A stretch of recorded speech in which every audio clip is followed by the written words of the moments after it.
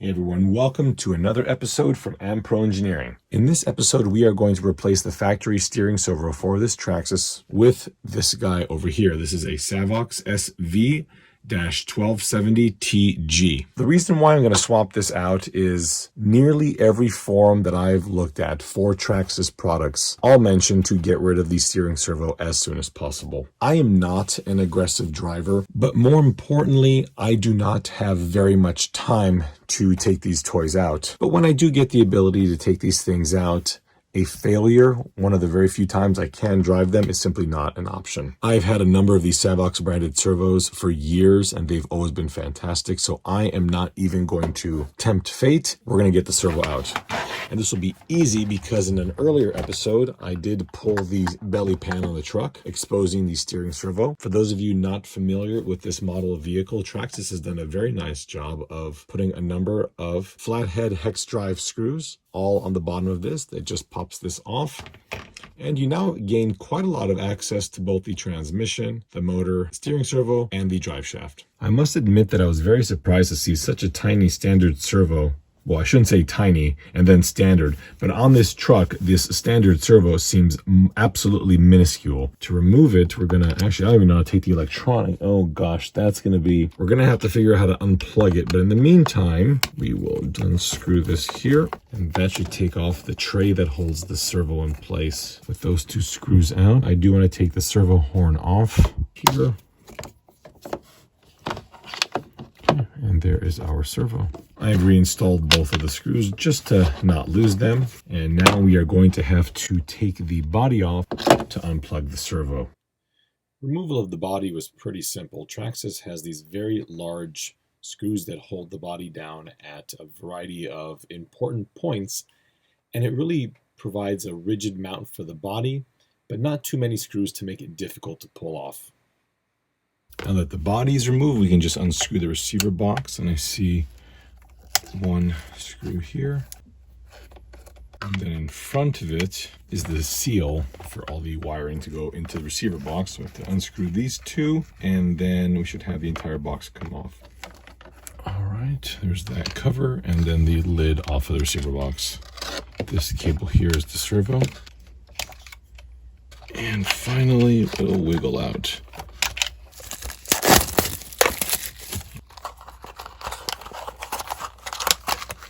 Ooh, wow, stickers. I've never had Savox stickers before. The wire is a little bit shorter, but it should be fine. You always want to double check and make sure that the orientation of the wires is correct. I think this is less a problem with modern RC cars now as it was back in the day, but we see the brown and the black are the same, the red and the red, and then the orange and the white. The red and the black are positive and negative. In fact, you can see on the Savox, which is little, you can see the signal, positive and negative. We'll just fish this through and plug it back into the receiver.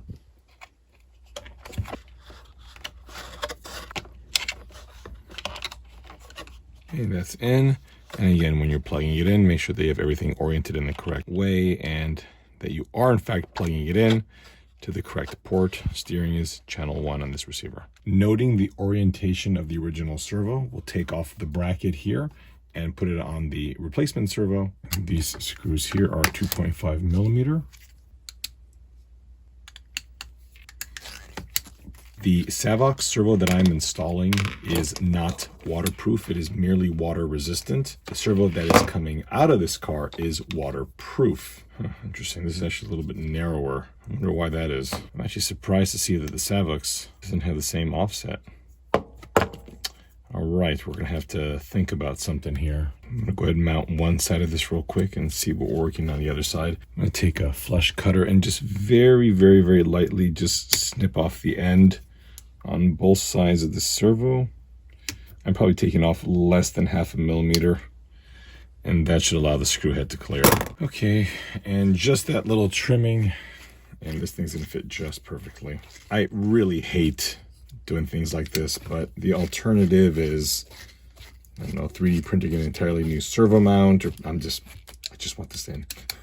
Okay, we're just gonna put it in. There we go. Okay, next, let's go ahead and turn it on. We'll move the servo. Make sure that our steering trim is smack dab in the center. The car is on. Is the servo working? That's always nice to see. You can unscrew the screws that we put in there yesterday to not lose them. Let's locate the screw that this came with an M3 screw and a lock washer. So we'll put that on. I'm going to use the kit's original servo horn. I don't like it, but at this point here, I don't have a replacement, and perhaps I'll find one. I suspect that this is probably made out of aluminum or something that is a little probably less flexible than that. And originally it was mounted almost vertical. So I'm going to try and just do the same thing here. Okay, we'll put the screw back in here. All right, and then the last two screws that hold the servo in place. Always back thread. That means spin the screw reverse until it drops into a thread and then thread it on in. If you don't do that over time, you're going to cross thread, or I should say continually cross thread the holes, and that's not going to be a good thing.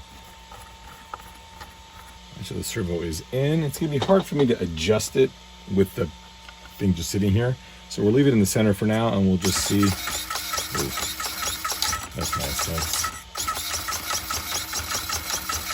That is terribly quick. Again, I'm not going to put the belly pan on just yet because I've got a upcoming episode where we'll be changing the trailing arms back here and a few other little bits. But before I complete this episode, let's flip this thing over and do one more unrelated thing. So the last thing I want to do is install this little cord here. It's got the Futaba style connector on one end, but on this side here, it has a JST style connector, which we're going to use in an upcoming episode. Why, you may be asking yourself? Well, if I told you, I'd just be giving away the ending, so I'm afraid you're going to have to stay tuned. But as a bonus, perhaps we can listen to my obscenities as I try and wedge this into a location that is too small for it. I'm not just installing one, I'm going to be installing two. The reason I'm doing this is that this particular receiver is not using all of its options at this point here. So what we're going to do is tap into the power supply side of things. And I'm just going to go ahead and plug, let's see here, channel 3 and channel 4.